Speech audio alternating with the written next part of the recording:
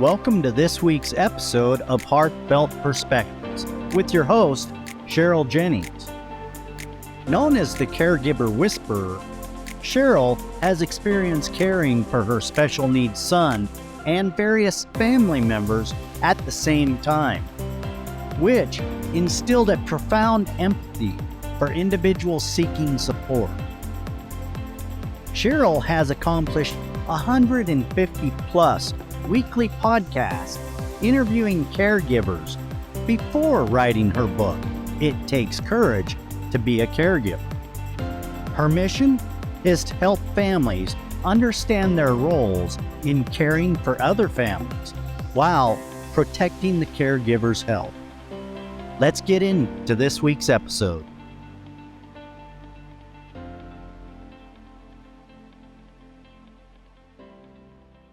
So anyway, I'm very delighted to be here, and I hope that what I say might give you one or two little ideas about how to make your life a little easier if you're a caregiver or if you are the one who's being cared for. Thank you. One of the first things that I want to say about the book that I have here is it takes courage to be a caregiver. I know that from personal experience. And if you have been a caregiver, I can tell you that you are an amazing person. You've got a lot more grit, a lot more courage than most people realize. I chose the cover of the book to represent the Grand Canyon for one reason. It reminded me of life. We visited there, and it's a beautiful place to stand and look, but I could never dream of climbing it. But if you were to climb the Grand Canyon, you'd notice it is a very difficult thing where you cannot look back to see where you've come from, and you can't look far ahead to see where you're going. And that's life. But at the top of this book is the sun is coming out. And it reminds me of how God has always been there, no matter what has happened in our lives, and how he has taken care of us.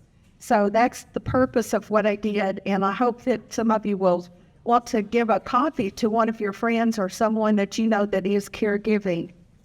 I want to just give you a few little tips today to help you. First of all, if you are someone who needs to be cared for, and we never know when that might happen, it could be tomorrow, it could be today. We can have an accident and our lives have changed. And we know that people's lives change in just a moment of time. The birth of a baby that we're all excited about, and all of a sudden we realize this baby's going to require a lot of care, and our lives are totally changed at that moment. So if you are able to, I want to give you a few things to remember. And first of all, I want you to hold your hand up. Hold your hand up. All right. When you see someone hold up a hand like that in traffic, what does that mean? Stop. It's a caution to you. And I want you to remember that when that hand is up, that you want to not make people do things for you that you can do for yourself. And I know this from caring for people that sometimes just felt like it was easier for me to do everything than for them to do what they knew they could do. Now, one of the reasons I say that is because there is such a thing as learned helplessness. And if you just constantly say, oh, I can't do that, and you don't try, oh, I can't do that, but you don't try, you have learned to be a helpless person, and that will bring on resentment from someone who's in charge of your care who knows you could do that. You are choosing not to. You see, our bodies are fragile, and we wear out as caregivers, so we need to do all we can to help them and keep them from preventing the running down of their bodies. The second thing I want you to think of is to hold up your thumb and your little finger. Can you do that? Hold them up high, and it makes kind of a smile, doesn't it? Okay, I want you to think of that as kindness. When you are needing help, if you will just say it in a very kind way, that you need something, that it will make it so much easier to do anything you need. Because if you treat people with kindness, they love to help you. But if you're angry, bitter, resentful, and you treat them with hatefulness, do you think they really enjoy being a caregiver for you? I don't think so. So just remember that little sign means to be kind. Now, the third thing I want you to do is to hold out your finger, your pointer. I want you to remember that there are times that you need to look at your caregiver and say, I think you need to go just take a little break. You need to rest. You've got time out. So that time out is giving you a rest period. It's a time to renew your body, either physically or emotionally or spiritually. We need that time to just sit and to really just be quiet. You know, the Bible says, be still to know God. And if we're always busy, we're not listening for what he's trying to help us with. So the pointer is very important. We want to make sure that our caregivers have a time out to renew themselves. Now, the next thing I want you to do is hold out your palm. What do you think of when you see somebody holding out your palm? A little kid walks up to you and they're like, give money. Does it take a lot of money in life? Well, I got news for you. It takes a lot more when you have caregiving issues in your family. I remember the first thing that we needed for our son was 2 hours, 3 days a week, and it cost more than we made. And I had an interview with a man that has an organization for cerebral palsy, and he said it takes between $3 and $5 million to care for someone with cerebral palsy from the time they're born until they die. That's a lot of money. And I know that caregiving anywhere, if it's in your home or if it's in a place like Brook Ridge, that you want to do the best you can, but finances are going to be limited. So keep that in mind when you're thinking of what you need to do, and to remember that if you're receiving a lot more of the money than somebody else in the family, we want to make sure that things are kind of balanced out, that they're not just being left out because of that. Now, the next thing I want you to do is to put your arms around yourself and hug yourself. Don't you like to be hugged? They say it's very important for our health to get a lot of hugs in every day. And that when I hug someone, it's because I'm so grateful for them. And when you show gratitude to the people who are caring for you, you will make their job just so easy, because gratitude helps everything. You know, Jesus said, "Where are the 9 others that I healed when the one leper came back?" He wanted to be told how grateful that the lepers were when they were being healed. God gives us everything we have. And so we need to remember to show gratefulness to God as well as to those that we're around. And then the last thing I want to tell you, if you're being cared for, is to look at me and smile. See the pearly whites? Oh, almost pearly. I want you to think of this as you smile, to think of how in Psalms it says, "A merry heart doeth good like medicine." And find a way to smile and to laugh every day. There was a man named Norman Cousins who was told he was going to die. He had cancer. And he decided, if I only have a few days left, I'm just going to go rent every movie I can think of that's funny, and I'm going to just sit in a room by myself and I'm going to laugh. He did that, and you know what? He got better. The doctors couldn't figure out why. But that laughter created some of the very hormones and things that he needed in his body to help him heal. And if you are a happier person, you will heal better than someone who's angry. Okay, let's review just a minute. What does this mean? Stop and what? You want to remember not to be helpless. Stop yourself from asking for something you can do for yourself. What does this mean? Take a break. Take a break. Time out. I need you to go get a time out because you look tired. Or maybe you look like you're just exhausted. Maybe you haven't eaten today and you need to stop. So tell your caregiver, stop. Have a little time out. We'll take care of yourself. It's okay. What does it mean when we put our arms around ourselves? A hug is what? In gratitude that we have for them being able to help us to be able to do everything we do to show that gratefulness. And then what was one of the others? What was this? If we see my L, the smiling, but we also wanted to think of how our attitude is to show the kindness to the one that's taking care of us. Okay, now I want to just talk for a second about Florrie's caregiving card. And one of the things that I see either in myself sometimes was how tired I got. But I want you to think about the fact that there are 43.5 million people who were home last year caregiving without pay. 43.5 million people. There was a sacrifice made there. They didn't have an income while they were caring for someone. There were over 26 million people who were paid to do caregiving. That's a lot of our society, isn't it? So if you stop and think about it, no wonder we get tired, we get worn out, we get cross. But why is it so hard? Well, first of all, I want you to think about this. Some days you just don't feel good. You get upset. You feel all these emotions going through you.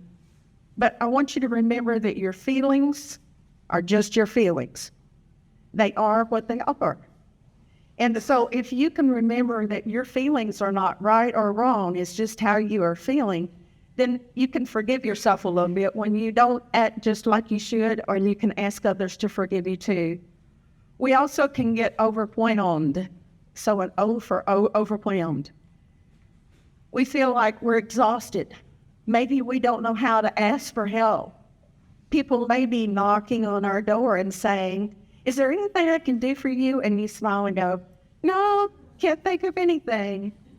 I remember when I was young and I had to have a major surgery, and my sister came to be with me and she said, "Cheryl, when you go home and people say, 'What can I do for you?' tell them something, because if you don't, you deprive them of a blessing." Well, during that time, I had two women that came and knocked on my door. And when I got to the door, I looked at them, I started laughing. They stood there with toilet brushes over their shoulders. And they said, "We came to clean your toilets, because we don't think your husband knows how. We think your kids are too young, so we're going to clean your toilets." They cleaned my toilets and they left. That was what they did. And it was just so much fun. I've remembered it to this day. And I have an older lady at church. She said, "Cheryl, you're always giving to other people. I'm going to come to your house every Friday and I'm going to change your sheets." And during that time that she spent with me, she was teaching me, she was talking to me, she was helping me to understand how I needed to take care of myself, because I really didn't understand how to do that. And then the third thing I want to tell you right now is, if you are taking a lot of guilt trips, you better find another travel agent, okay? Sometimes we give ourselves guilt by feeling like I should be able to do more than I'm doing. Or we're made to feel guilty because somebody says, "Well, you haven't been here," and you were just there, because they forget. So if you're taking a lot of those guilt trips, give yourself a break. Get on a cruise ship instead and relax your body a little bit, because you don't need to feel guilty about every little thing that maybe someone else wants you to think about. And I do want to give you 5 tips that if you are a caregiver, there are 5 things that I have found that have helped me in being able to deal with the care that I gave my son and that have helped with my family. One very first thing, and each one starts with a letter, so I want you to remember this. B stands for boldness. Sometimes we are not very good at asking questions. We don't get answers if we don't ask questions. What does this diagnosis mean? What's the possibility of getting well? What can we do about it? Ask questions. If you aren't getting the right answers, find someone else to ask the questions. Do the research, but find your voice and become very bold in asking for help and asking for questions to be answered. You need to understand what you're dealing with. If it's Alzheimer's, dementia, MS, Lou Gehrig's disease, whatever it is, you need to understand everything you can when you're helping someone. The second thing starts with an L, and that means to live in a day-type compartment, as Dale Carnegie said, or the Bible says that life is but a vapor. It's going to come and go so fast. So don't try to live in the past. It's over. You can't change it. And you don't know what the future is going to bring. So just live in the present, and that will help your life. The A, the next one, A, stands for your attitude.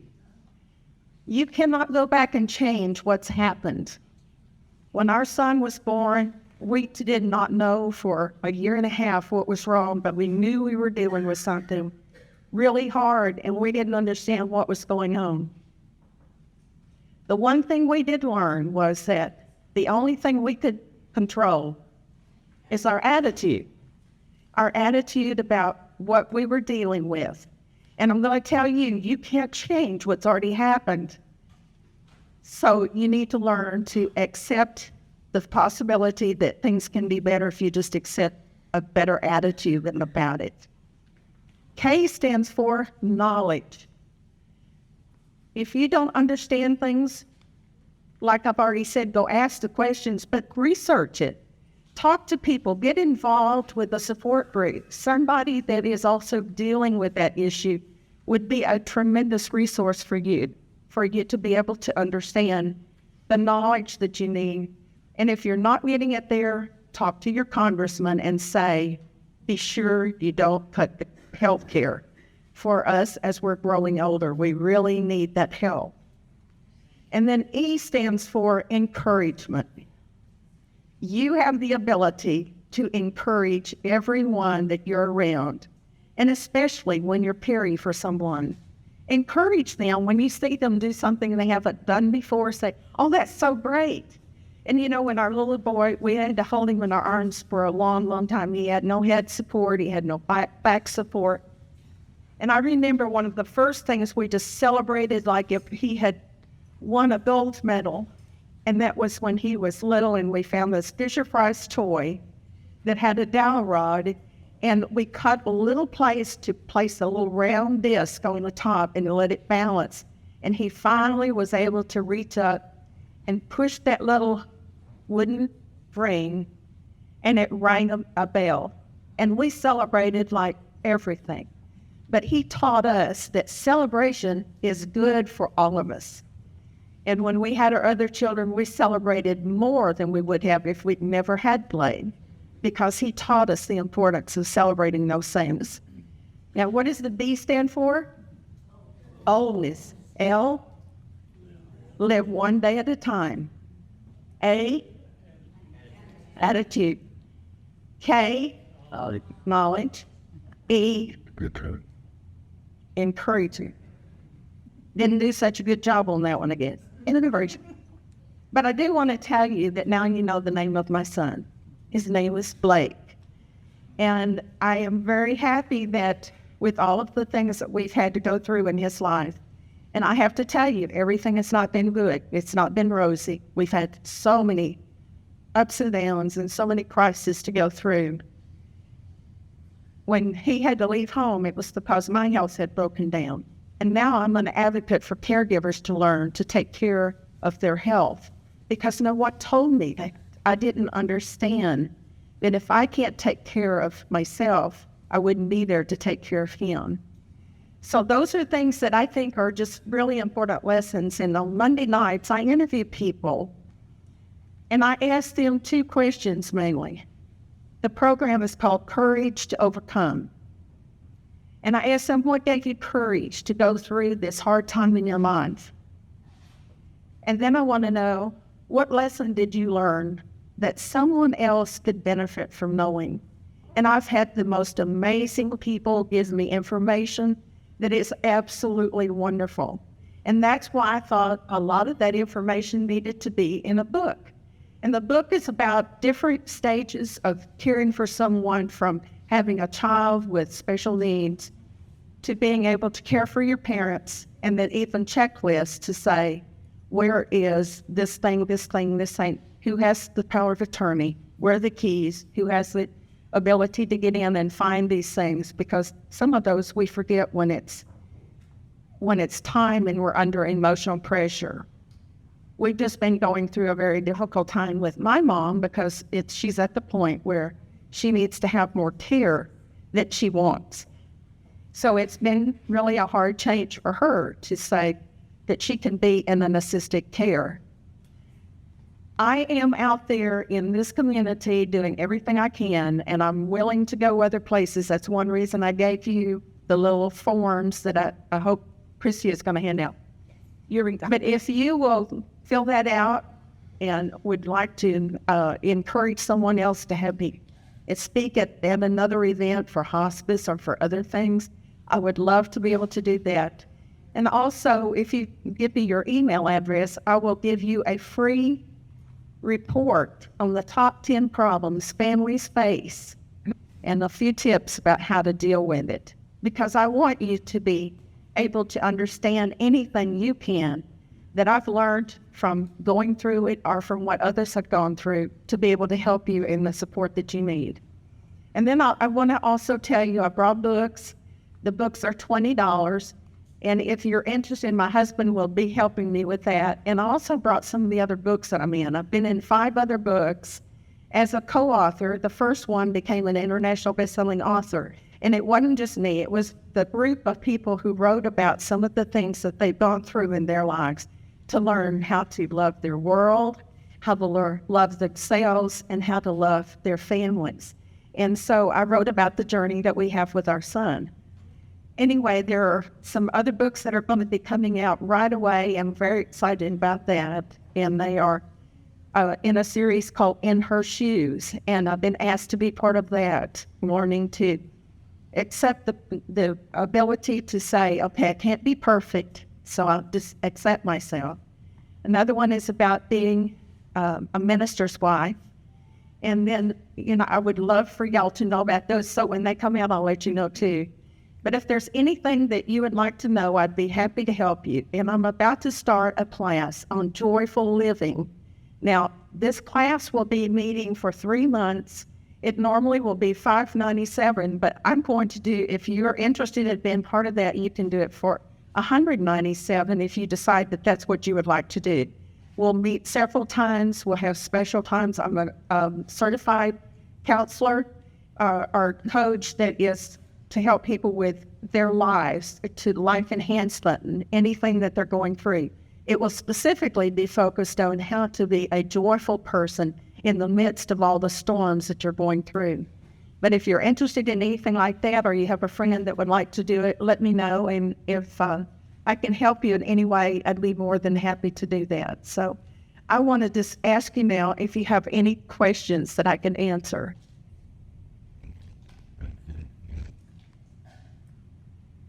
Anybody got a question?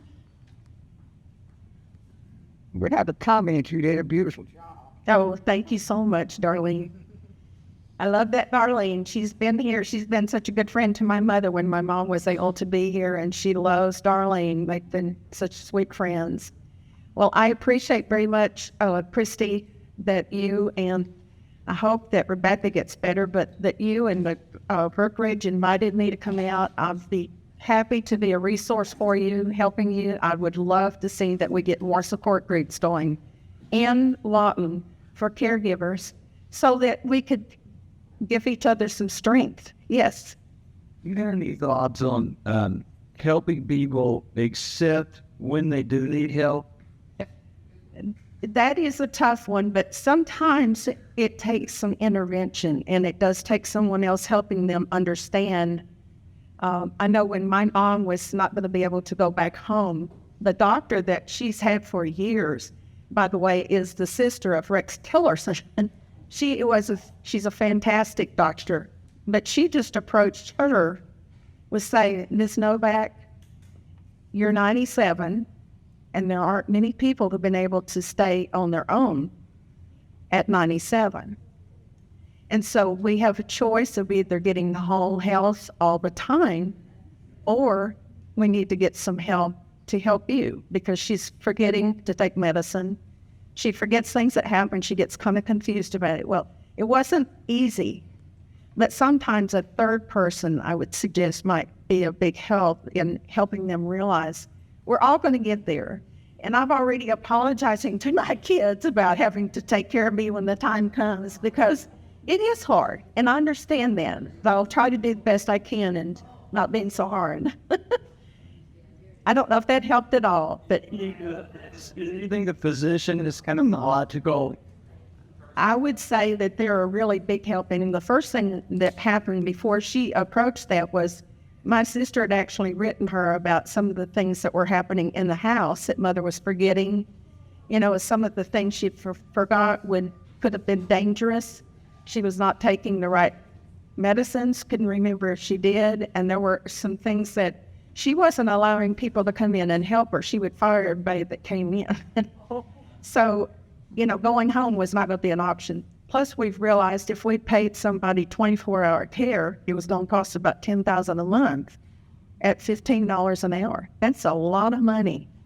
And the care where she's going to have is we're selling her house and everything to try to help pay for it because it is expensive. But it is something that's going to happen to all of us if we don't have an accident or something doesn't happen that we die in our sleep or something. Anything else? Well, thank you so very much for having me come. I really appreciate it, and I'll be here if you want to get a book. I'll be glad to sign it for you. And I appreciate, again, the opportunity to be here.